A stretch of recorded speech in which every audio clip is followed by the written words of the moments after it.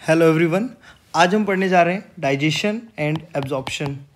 तो digestion and absorption जो हमारा चैप्टर है, इसमें हमें पहले देखनी है एनाटॉमी, उसके बाद हम लोग देखेंगे इसकी फिजियोलॉजी। तो एनाटॉमी पार्ट की अगर मैं बात करूं, तो एनाटॉमी के अंदर यहाँ पे जो हमारा जीआईटी सिस्टम स्टार्ट होता है, जो हमारा जीआईटी सिस्टम है वो स्टार्ट होता है, वो माउथ से स्टार्ट होता है और एंड होता है कहाँ पे जाकर के, एनस पे जाकर पे। तो एक तरह से ये हम इसे बोलते हैं कि एक ट्यूब लाइक स्ट्रक्चर है जिसके अंदर अलग अलग मॉडिफिकेशन हो करके अलग अलग जीआईटी के पार्ट्स बनते हैं। तो ये पार्ट्स क्या क्या होते हैं? तो जो शुरुआत होती है हमारे डाइजेशन सिस्टम की, वो माउथ से होती है और माउथ आगे जा कर के ओपन होता है किसके अंदर, हमारी ओरल केविटी के अंदर, and then oral cavity continue होती है किससे, फेरिंग्स से, और फेरिंग्स के आगे ही रेस्पिरेटरी सिस्टम का एक पार्ट लेरिंग्स प्रेजेंट होता है। फेरिंग्स आगे कंटिन्यू होती है इसोफेगस में, एंड देन इसोफेगस से आगे एक डायलेटेड पार्ट प्रेजेंट होता है जिसे हम लोग बोलते हैं क्या, स्टमक। और इस इसोफेगस एंड स्टमक के बीच में एक स्फिंक्टर प्रेजेंट होता है जिसे हम लोग गैस्ट्रो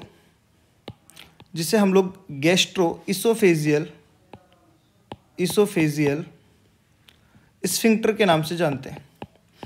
इसका काम क्या होता है, ये स्टमक में जो कंटेंट है, क्योंकि जो स्टमक है वो क्या करेगा, कंटिन्यूअस कॉन्ट्रैक्शन रिलैक्सेशन करके खाने को पूरी तरह से मिक्स करेगा, तो वो खाना पीछे की तरफ बैकफ्लो हो सकता है। तो उसी को रोकने के लिए ये स्फिंक्टर होता है, ये क्या करता है, एंट्री तो अलाउ कर देता है, लेकिन जब स्टमक के अंदर कॉन्ट्रैक्शंस होते हैं तो ये खाने के जो हमारा फूड है उसके बैकफ्लो को रोकता है। तो इसकी काफ़ी ज़्यादा इंपॉर्टेंस है हमारे जीआईटी के अंदर। अगर ये स्फिंक्टर कभी लूज हो जाए तो एक GERD करके डिजीज़ है जो कि हमारे बॉडी में हो जाती है।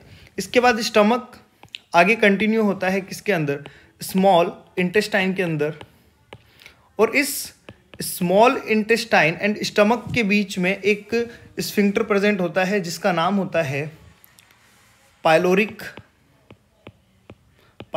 स्फिंक्टर। देन स्मॉल इंटेस्टाइन आगे कंटिन्यू होता है किसमें, लार्ज इंटेस्टाइन के अंदर, और इन दोनों के बीच का जो स्फिंक्टर या फिर हम जॉइंट बोल सकते हैं, स्मॉल इंटेस्टाइन का लास्ट पार्ट जिसे हम लोग बोलते हैं इलियम, और लार्ज इंटेस्टाइन का फर्स्ट पार्ट जिसे हम बोलते हैं सीकम। तो यहाँ पे जो जंक्शन बनता है, जो वॉल्व बनता है, इलियोसिकल वॉल्व बनता है। देन ये लार्ज इंटेस्टाइन आगे कंटिन्यू होते हुए किसमें ओपन होता है, एनस के अंदर, and the anus is the last part जहाँ से क्या होता है, जो फीकस मैटर क्या होता है, जो पास होता है। तो ये था किसके बारे में, हमारी जीआईटी के एक बेसिक स्ट्रक्चर के बारे में, जो कि एक ट्यूब लाइक स्ट्रक्चर है जिसमें क्या है, अलग अलग ऑर्गन डेवलप होते हैं।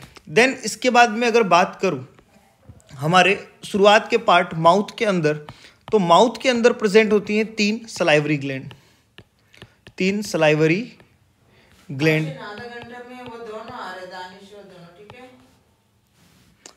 ठीक है मैम, मैंने बोल दिया उसके लिए, आप कुछ मत बोलना, ठीक है।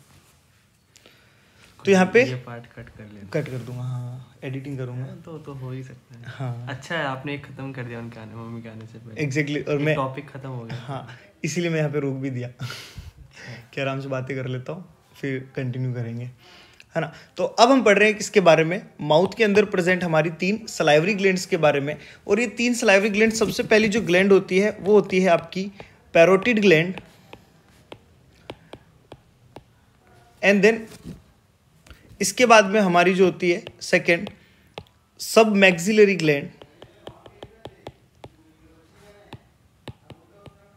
देन थर्ड जो हमारी ग्लैंड होती है सब lingual gland.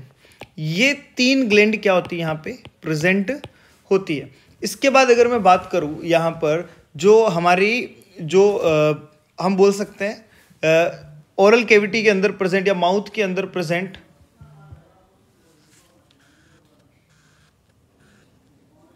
Hello, good evening ma'am.